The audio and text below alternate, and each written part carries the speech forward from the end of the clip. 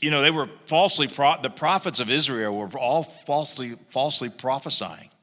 They were said that they were not going to go to Babylon, that Babylon was going to, they were going to be free from that in 2 years and get everything ready and not to worry about it. And Jeremiah said, you're all liars. In fact, God killed one of the prophets, Hananiah, because that he was falsely prophesying.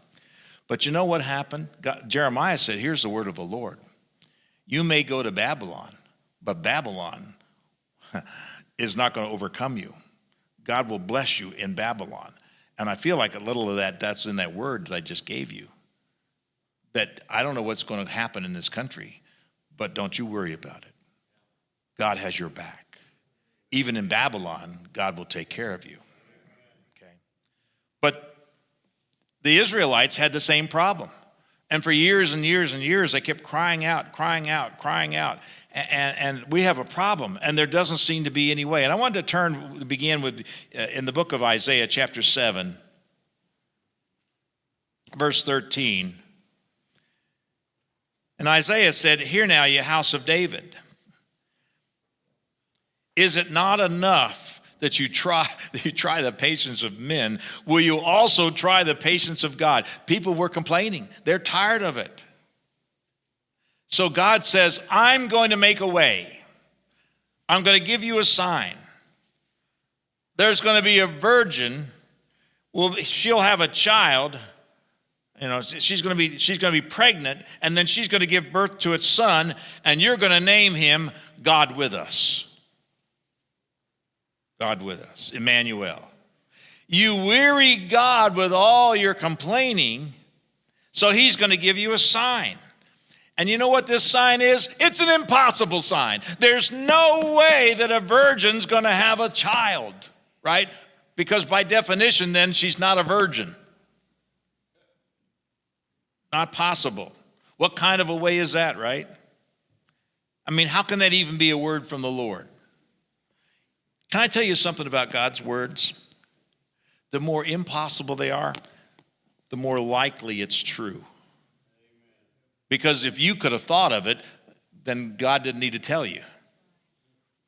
And then 2 chapters later, and this is all, and the scholars who study this stuff say this is about 2 years later. So God gives a word to Israel. Hey, the prophet said there's going to be a virgin, she's going to get pregnant, and she's going to have a child, and you're going to call him God with us. 2 years later, God gives another word.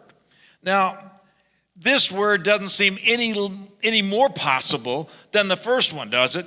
And it's in Isaiah chapter 9, verse 2, and it says, the people that walked in darkness will have seen a great light. They that live in the land of the shadow of death, upon them the light has shined.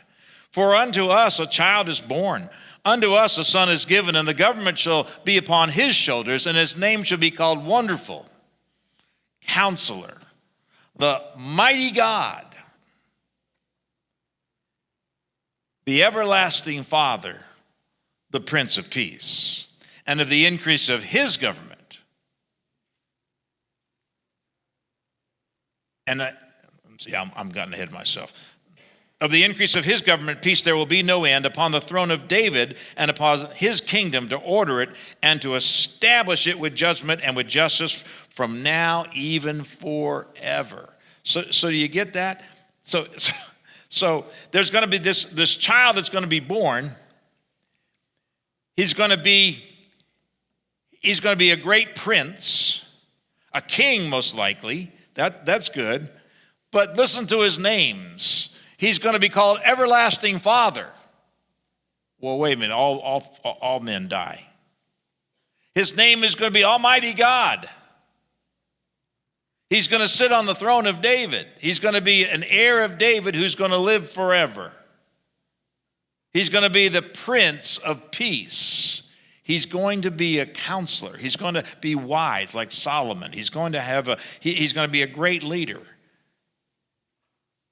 And then he says in the next verse, in verse 7, the zeal of the Lord of hosts will manifest this, will perform it. So let me get this straight. a woman who's a virgin is going to give birth to a son, and this son is going to live forever. He's going to be God. He's going to sit upon the throne of David. You made that up. There is no way that's possible. No way. 740 years later, God delivers on his promise. God makes a way. Hey, thanks for watching. Hope you enjoyed that. Hope it ministered to your spirit today. And let me tell you, if you want to see more videos from us, be sure to hit the like button or the subscribe button. And also, we're live every Sunday morning at 10 a.m. Hope that you can join us. Hey, keep living the abundant life that Jesus called you to live. God bless.